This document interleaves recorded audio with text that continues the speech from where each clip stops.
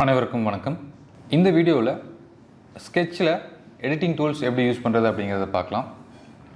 So just நான் இப்போ இதை மட்டும் டெலீட் பண்ணிடுறேன். இது மாதிரி நீங்கள் விண்டோ யூஸ் பண்ணியும் செலக்ட் பண்ணலாம். விண்டோ யூஸ் பண்ணியும் செலக்ட் பண்ணிவிட்டு டெலிட் கீ ப்ரெஸ் பண்ணி எப்படின்னு டெலிட் ஆகிரும். ரீஃபிட். ஓகே. ஸோ இந்த எடிட்டிங்கில் ஃபஸ்ட்டு இருக்கிற டூல் பார்த்தீங்க அப்படின்னா மாடிஃபை அப்படிங்கிறது.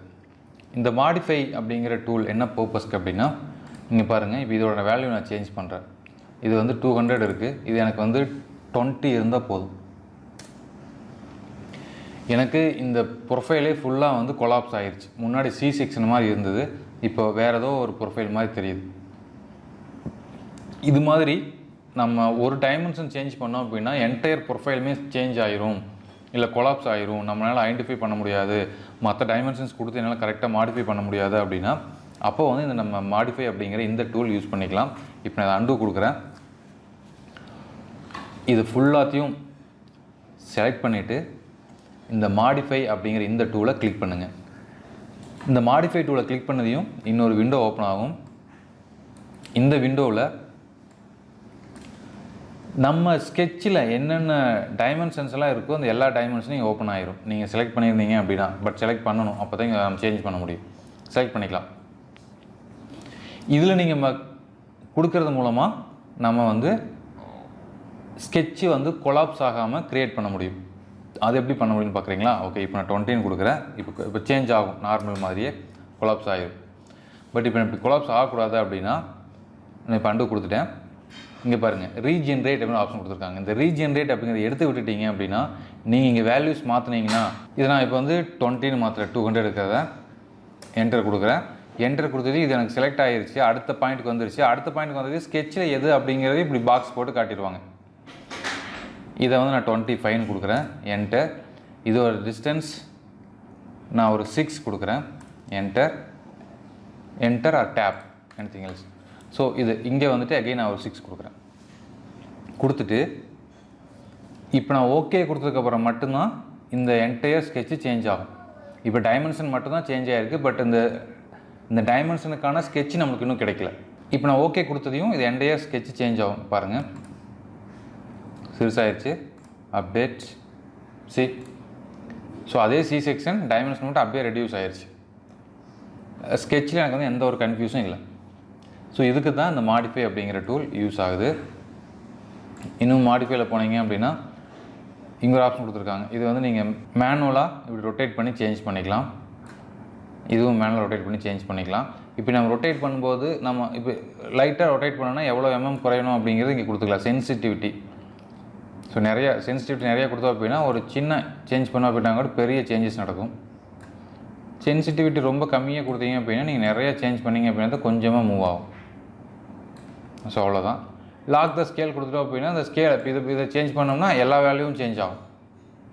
ஸோ ஒன்னோட வேல்யூ சேஞ்ச் பண்ணோம்னா எல்லா வேல்யூவும் சேஞ்ச் ஆகும், ஏன்னா ஸ்கேல் லாக் பண்ணிக்கிறோம் அப்படிங்கிறதுனால. ஸோ இதுதான் வந்து மாடிஃபை டைமென்ஷனிங் அப்படிங்கிற tool. Okay. So next one delete segment. இது நம்ம லாஸ்ட் வீடியோவில் டிஸ்கஸ் பண்ணியிருந்தோம், பட் இருந்தாலும் இங்கேயும் பார்க்கலாம். இது டெலிட்டு, ட்ரிம்மு எல்லாம் கம்பைன் பண்ண ஒரே டூல். ஸோ செலக்ட் பண்ணிவிட்டு உங்களுக்கு நீங்கள் இது ரெண்டையும் ட்ரிம் பண்ணணும் அப்படின்னாலும் இதை மட்டும் ட்ரிம் பண்ணிக்கலாம். டெலிட் பண்ணணும் அப்படின்னா டெலிட் பண்ணிக்கலாம். இப்போ இங்கே பாருங்கள், சென்ட் லைன் இருக்குது. இதை நான் டெலிட் பண்ணேன் அப்படின்னா அந்த சென்ட் லைனுக்கு மேலே இருக்கிறது மட்டும்தான் டெலிட் ஆகும். ட்ரிம் ஆகும், ஃபுல்லாக ட்ரிம் ஆகாது.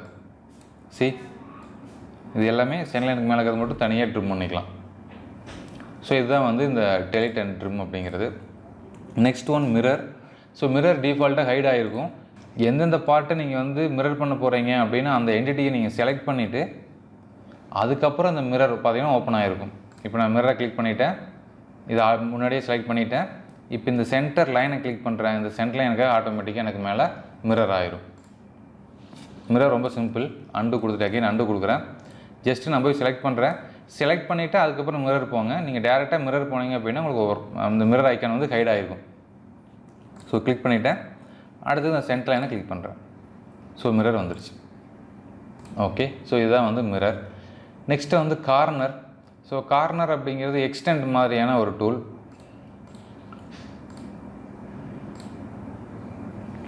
ஸோ இப்படி ஒரு லைன் இருக்குது.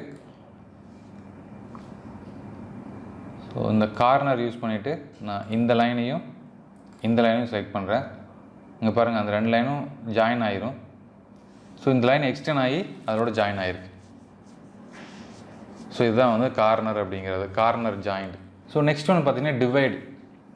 இது வந்து ஒரு பாயிண்ட்டை, ஒரு கண்டினியூ என்டிட்டியை டிவைட் பண்ணுறதுக்கு யூஸ் ஆகுது. இங்கே பாருங்கள், இது ஒரு ஃபுல் என்டிட்டியாக இருக்குது. இந்த எண்ட்லேருந்து இந்த வரைக்கும் ஒரே லைனாக இருக்குது. இதை நான் வந்து மிடில் கொண்டு போனீங்க அப்படின்னா உங்களுக்கு ஒரு ஸ்மால் பாக்ஸ் வரும். இந்த ஸ்மால் பாக்ஸ், இந்த மிடில் பாயிண்ட் வந்துட்டு உங்களுக்கு Creo 6.0 7.0 வெர்ஷனில் தான் கிடைக்கும். நீங்கள் லோயர் வெர்ஷன் Creo யூஸ் பண்ணீங்க அப்படின்னா உங்களுக்கு அந்த மிட் பாயிண்ட் கிடைக்காது. ஸோ நான் இங்கே வந்து கிளிக் பண்ணுறேன், இங்கே ஒரு கிளிக் பண்ணுறேன். இப்போ பாருங்கள், இது தனியாக ஒரு லைன், இது தனியாக ஒரு லைன், இது தனியாக ஒரு லைனாக மாறிடுச்சு. ஸோ அப்போ ஒரே என்டிட்டியை நீங்கள் நம்பர் ஆஃப் டைம் டிவைட் பண்ணணும் அப்படின்னா இந்த டிவைட் அப்படிங்கிறத யூஸ் பண்ணிவிட்டு டிவைட் பண்ணிக்கலாம். So next one rotate. So rotate அப்படிங்கிறதும் ரொம்ப யூஸ்ஃபுல்லான கமாண்ட். பட் இங்கும் இது வந்து டிஃபால்ட்டாக ஹைட் ஆகிருக்கும். ஃபஸ்ட் நீங்கள் எதை ரொட்டேட் பண்ணணுமோ அதை ரொட்டேட் பண்ணுற என்டிட்டியை செலக்ட் பண்ணிவிட்டு அதுக்கப்புறம் இந்த ரொட்டேட் கிளிக் பண்ணுங்கள், ரொட்டேட் ஓப்பன் ஆகும். ஸோ இப்போ வந்துட்டு இந்த ரொட்டேட் யூஸ் பண்ணி இந்த ரொட்டேட்டுக்குள்ளேயே பார்த்தீங்க அப்படின்னா ஸ்கேலும் கொடுத்துருக்காங்க. நீங்கள் ஸ்கேலும் வேரி பண்ணிக்கலாம். எனக்கு வந்து 0.5 இருந்தால் போதும் அப்படி கொடுத்தீங்கன்னா 0.5 அளவுக்கு ரெடியூஸ் ஆகிடும். ஸ்கேலும் சேஞ்ச் பண்ணிக்க முடியும், ரொட்டேஷனும் பண்ணிக்க முடியும். இங்கே பாருங்கள், இது மாதிரி ரொட்டேஷனும் பண்ணிக்க முடியும். அதே சமயத்தில் இதை நீங்கள் கிளிக் பண்ணி மூவும் பண்ணிக்க முடியும். ஸோ மூவ், ரொட்டேட், ஸ்கேல் இது எல்லாத்தையும் கம்பைன் பண்ணி ஒரே பிளேஸில் கொடுத்துருக்காங்க இந்த ரொட்டேட் அப்படிங்கிற நேமில். ஸோ இது வந்து எடிட் ஃபீச்சர். ஸோ அடுத்தது வந்து அடுத்த வீடியோவில் கன்ஸ்ட்ரெயின் எப்படி யூஸ் பண்ணுறது அப்படிங்கிறத பற்றி பார்க்கலாம். நன்றி, வணக்கம்.